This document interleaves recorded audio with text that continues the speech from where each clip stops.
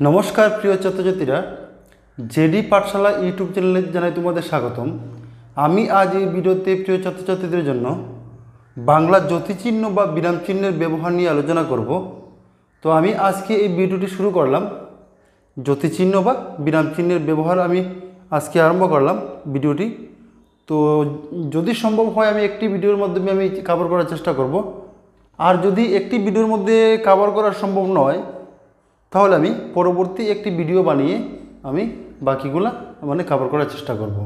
তো প্রিয় ছাত্রছাত্রীরা দেখো, প্রথমে আমরা জানি কি দাড়ি, ঠিক আছে। তো দাড়ি কোন সময় ব্যবহার করা হয় বা দাড়ির ব্যবহার সম্পর্কে দেখো। তো দাড়ি, ঠিক আছে, দাড়িকে ইংরেজিতে বলে ফুল স্টপ, ঠিক আছে। তো দাড়ি কোন সময় ব্যবহার করা হয় প্রিয় ছাত্রছাত্রীরা? বাক্যের পূর্ণ সমাপ্তি নির্দেশ করতে, বাক্যের পূর্ণ সমাপ্তি নির্দেশ করতে এই চিহ্ন ব্যবহার করা হয়, অর্থাৎ দাড়ি ব্যবহার করা হয়। তো কি বলা হলো প্রিয় ছাত্রছাত্রীরা, দাড়ি চিহ্ন কখন ব্যবহার করা হয়? বাক্যের পূর্ণ সমাপ্তি নির্দেশ করতে। যখন একটি বাক্য শেষ হয়ে যায় বা বাক্যের কাজ এখানে শেষ, তখন এটা সমাপ্তি বোঝানোর জন্য, বাক্যের কাজটা সমাপ্তি ঘোষণা করার জন্য দাড়ি ব্যবহার করা হয়। তো একটি উদাহরণ দেখো প্রিয় ছাত্রছাত্রীরা, আমি এখন ভাত খাবো। তো আমি এখন ভাত খাবো, দাড়ি দিয়ে এটা সম্পূর্ণ করা হলো, অর্থাৎ পূর্ণ সমাপ্তি করা হলো এই দাড়ি চিহ্ন দ্বারা। তারপরে দেখো প্রিয় ছাত্রছাত্রীরা, ক্ষমা, ক্ষমা সিম্বলটি এই। তো ক্ষমা দেখো প্রিয় ছাত্রছাত্রীরা, ক্ষমা কোন সময় ব্যবহার করা হয়? বাক্যের মধ্যবর্তী অংশে স্বল্প বিরতির জন্য। আগে দাড়ির সময় কি বলা ছিল যে পূর্ণ সমাপ্তি নির্দেশ করতে বা পূর্ণ বিরতির জন্য, কিন্তু এই ক্ষমাতে কি বলা হলো যে বাক্যের মধ্যবর্তী অংশে স্বল্প বিরতির জন্য, অর্থাৎ অল্প বিরতির জন্য এই ক্ষমাটি ব্যবহার করা হয়। বা বিভিন্ন শ্রেণীর পদকে পাশাপাশি প্রয়োগের জন্য ক্ষমা ব্যবহার করা হয়। একই জাতীয় বস্তু বোঝাতে, যেমন রাম শ্যাম, দান ছাল, এরকম যখন একটি লাইনের মধ্যে যখন একই জাতীয় বস্তু যখন নির্দেশ করা হয়, বলা হয়, তখন ক্ষমা দিয়ে এগুলো বোঝানো হয়। তো আমি একটু উদাহরণ নিলাম, রাম শ্যাম যদু স্কুল যাচ্ছে। তো এখানে একই জাতীয় বস্তু, সব ছেলে মানুষ, সব মানুষের নাম, সব বন্ধু, রাম শ্যাম যদু। তো রামের পরে কমা দেওয়া হলো, শ্যামের পরে কমা দেওয়া হলো, ঠিক আছে।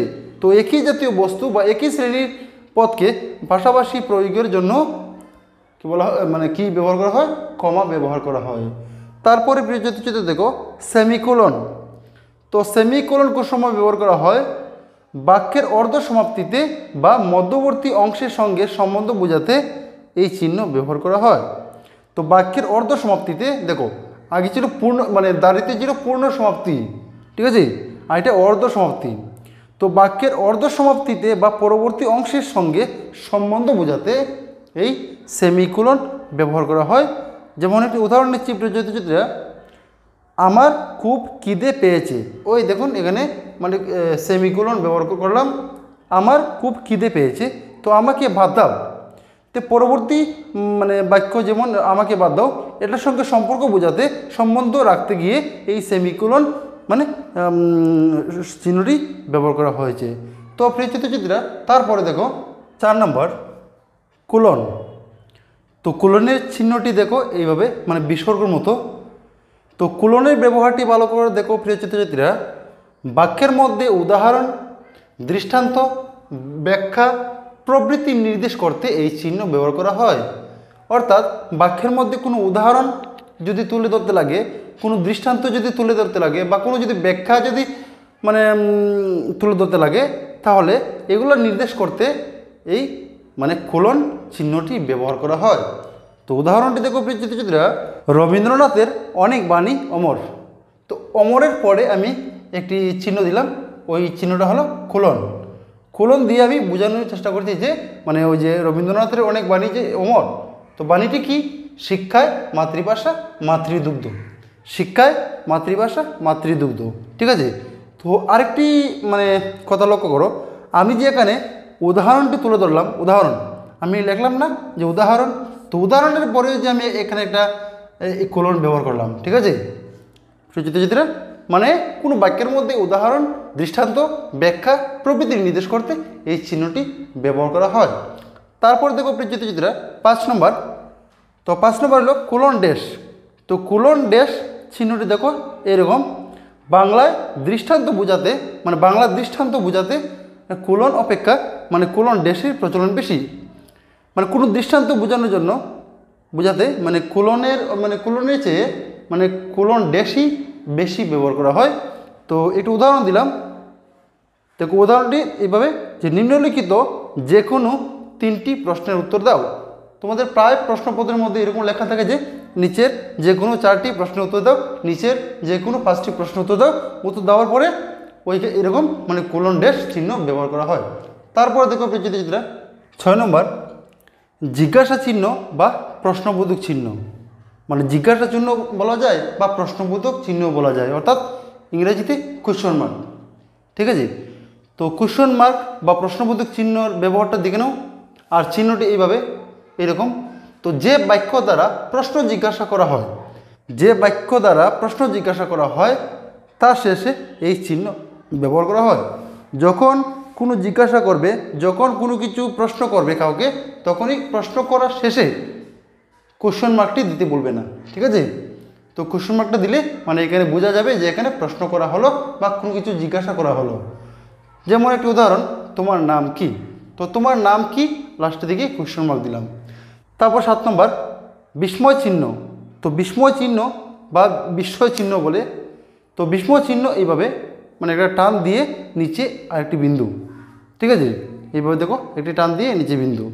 তো যে বাক্যে হর্ষ, বিষাদ, বিস্ময়ের মনোভাব প্রকাশিত হয়, যে বাক্যের মধ্যে আনন্দ মানে কষ্ট, অবাক, হঠাৎ অবাক, হর্ষ, বিষাদ এগুলো যদি প্রকাশ পায়, তো এই প্রকাশিত মানে বাক্যের শেষে এই চিহ্নটি ব্যবহার করা হয়, অর্থাৎ বিস্ময় চিহ্নটি ব্যবহার করা হয়।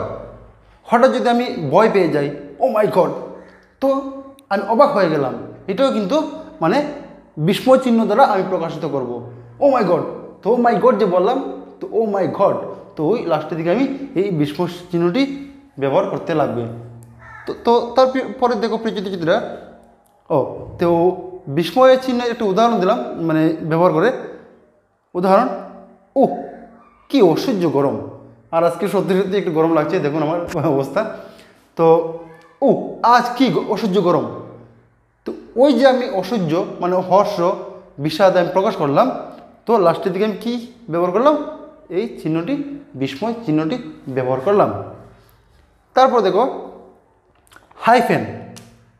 হাইফেন হাইফেন আর ড্যাশ একই রকম, মানে হাইফেনটা একটু ছোটো, মধ্যে থাকে, মধ্যে মানে পুরো বাক্যের মধ্যে। যেমন আমি দেখাচ্ছি, যেমন কলম, তো হাইফেনটি বাক্যের মধ্যে থাকবে আর ওই যে ড্যাশটা নিচে থাকবে, নিচে, ঠিক আছে। তো মানে হাইফেন আর ড্যাশ দেখতে একই রকম, তার কিন্তু ইউজ আলাদা আলাদা। তো দেখো হাইফেন মানে একটি পদের সঙ্গে অন্য পদের সংযোগ বোঝাতে, মানে একটা পদের মানে একটা শব্দের সঙ্গে অন্য একটা শব্দের মানে সংযোগ বোঝাতে এই চিহ্ন ব্যবহার করা হয়, মানে হাইফেন। তো উদাহরণ দেখো, নীল, অঞ্জন, গিরি, নিব, কায়া। তো অঞ্জন, গিরি, নিব এই দুইটি মানে 3টি পদের মধ্যে সংযোগ বোঝাতে মানে মধ্যে হাইফেন ব্যবহার করা হলো। তো প্রিয়চিত্রা তারপরে আসছে ড্যাশ। তো ড্যাশ আমি কি বললাম, নিচে থাকি ড্যাশ, ঠিক আছে। তো ফিল ইন দ্য ব্ল্যাঙ্কসের জন্য আমরা প্রায় ড্যাশ ব্যবহার করে থাকি। তো ড্যাশ দুটি পৃথক বাক্যকে একটি বাক্যে সন্নিবিষ্ট করতে হলে এই চিহ্ন ব্যবহার করা হয়। কি বললো প্রিয়চিত্রা, দুটি পৃথক বাক্যকে একটি বাক্যে সন্নিবিষ্ট করতে হলে এই চিহ্নটি ড্যাশ চিহ্নটি ব্যবহার করা হয়। যেমন একটি উদাহরণ হলো, কমল অনেক দূরে যাবে, কমল অনেক দূরে যাবে দিল্লি পর্যন্ত। তো দিল্লি পর্যন্ত একটি বাক্য আর কমল অনেক দূরে যাবে একটি বাক্য, এই দুইটাকে মানে একটি বাক্যে সন্নিবিষ্ট করতে এই মানে ড্যাশ চিহ্নটি ব্যবহার করা হলো। তারপরে প্রিয় ছাত্রছাত্রীরা দেখো 10 নম্বর উদ্ধৃতি চিহ্ন। তো উদ্ধৃতি চিহ্ন অর্থাৎ কোটেশন, মানে সিঙ্গল কোটেশনও হতে পারে বা ডবল কোটেশন হতে পারে, ঠিক আছে। তো উদ্ধৃতি মতলব হইল কোটেশন।